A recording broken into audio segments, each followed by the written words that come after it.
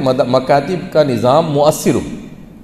جیسے آج میں مکتب میں گیا تو جہاں پر مکتب کا رزلٹ اچھا لگا مجھے، وہاں پر ایک چیز مجھے نہیں اچھی لگی کہ مکتب میں بچے آئے ہیں پڑھ رہے ہیں، لیکن 60-70% بچے ایسے ہیں کہ ان کا لباس کوئی ٹی شرٹ پہن کر آیا ہے، کوئی پینٹ پہن کر آیا ہے، سر پر صرف ٹوپی ڈال دیا.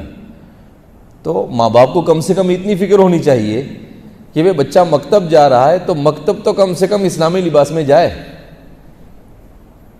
مکتب میں تو کم سے کم کفنی ٹوپی یا کم سے کم وہ جبہ پہن کر جائے کہ بھائی دین سیکھنے جا رہا ہے. ہم جب اپنے بچوں کو اسکول بھیجتے ہیں تو کیسے بھیجتے ہیں؟ بالکل ایٹی کیٹی میں بھیجتے ہیں کہ بھائی اسکول کا یونیفارم یہ ہے اور اس کو نہا کر جانا ہے، سر میں تیل لگائے گا اور خوشبو لگائے گا، تھوڑا سا بڑا ہو گیا تو پرفیوم لگانا شروع کر دے گا.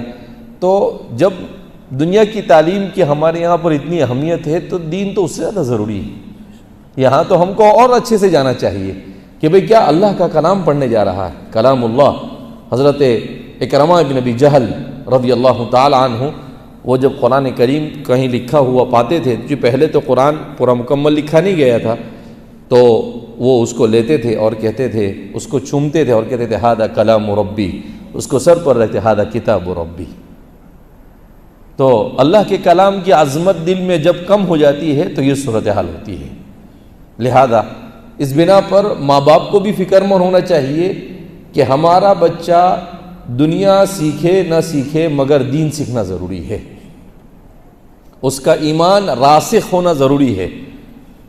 ہمارا بچہ موبائل میں کیا دیکھ رہا ہے اس کا بھی والدین کو علم ہونا چاہیے، ورنہ حدیث پاک میں اللہ کے رسول صلی اللہ علیہ وسلم نے ارشاد فرمایا کہ یصبح الرجل مؤمنا ویمسی کافرا، کہ آدمی صبح میں مومن ہوگا شام کو کافر ہو جائے گا. یمسی مؤمنا ویصبح کافرا، شام کو جب چارپائی پر آیا تو مومن ہوگا اور صبح ہونے تک کافر ہو جائے گا.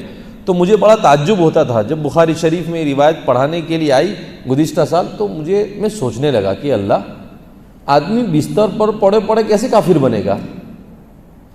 پھر میرا ذہن گیا، میں نے کہا کہ ہاں، آدمی موبائل میں کوئی ایسی غلط چیز دیکھ لے اور پھر اسلام کے بارے میں شک اور شبے میں مبتلا ہو جائے تو بستر پر پڑے پڑے ایمان سے نکل جائے گا.